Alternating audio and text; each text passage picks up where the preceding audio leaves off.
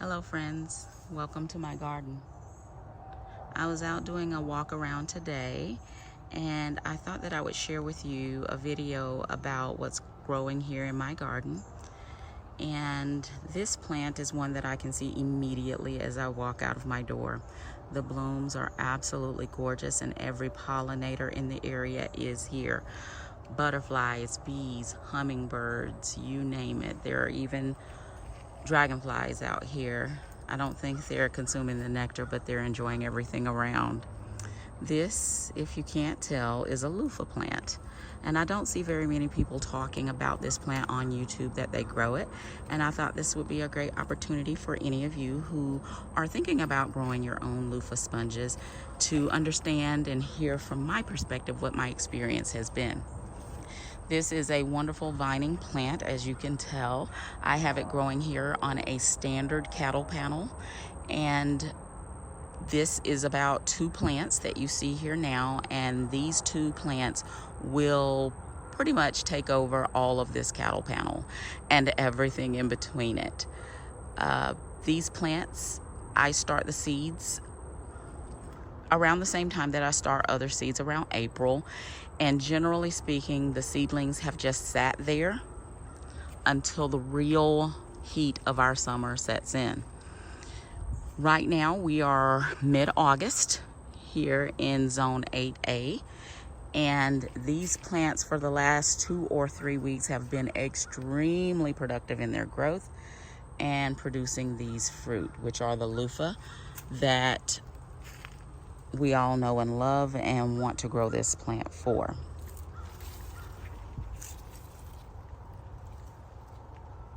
Yeah, the fruit is a bit heavy. It's very heavy with water when they're growing. And the ants tend to love this plant. I am not sure if they are a necessary part for the blooms to open. They are always here every year they find this, so I think they must be beneficial to this particular plant, but I don't know that for sure. What I have found, like I said earlier, is that this plant won't get started growing until the heat of the summer. So about 85 degrees or more is when it's going to be at its best, very prolific, and it will produce until the fall. It has been my experience that it is best to take this plant and to harvest after it has had an opportunity to dry on the vine, although I do know others who have harvested when they got to a specific size and dried them in a separate place. The problem is not when the plant is ready, it is how to peel and extract the sponge from the inside of the plant that is the bigger concern. So I have found it the easiest to leave the plant on the vine to dry, and that way I can peel a little bit easier the loofah to extract the sponge.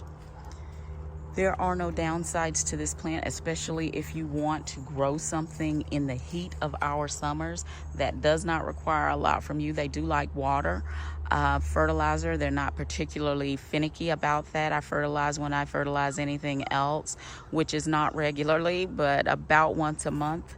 Generally speaking, for these plants, if that, and they do just fine. They do like their water. They produce their best sponges when they're getting regular and consistent water, like anything else here in Zone 8, but the hotter the better. They love it.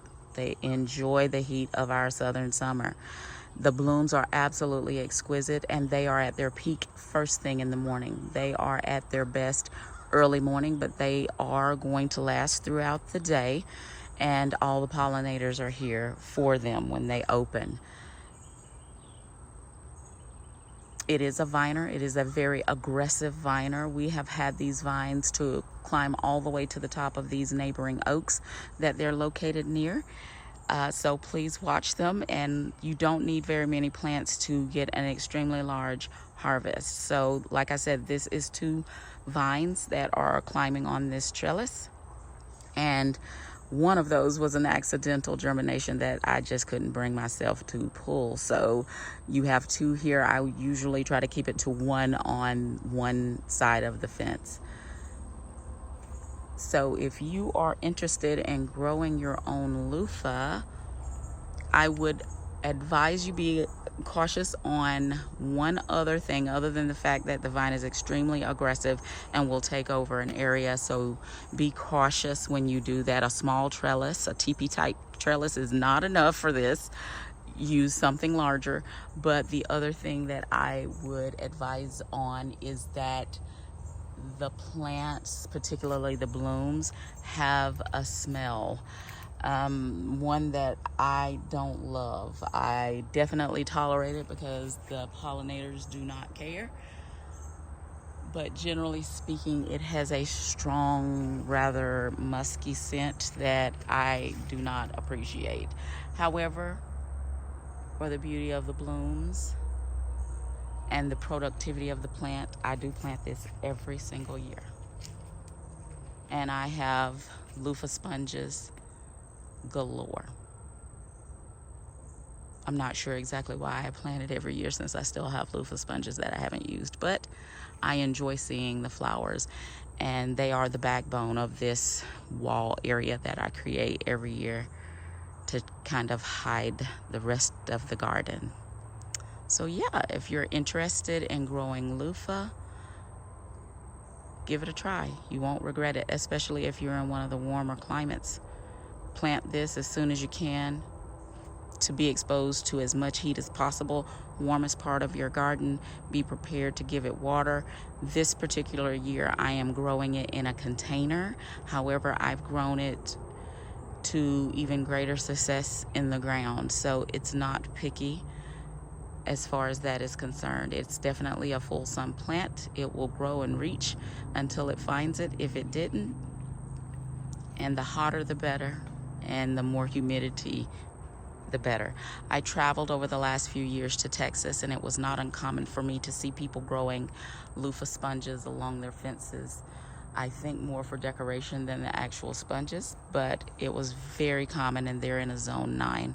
So absolutely, warmer climates, try you some loofah, especially if you have an area that you want to shield.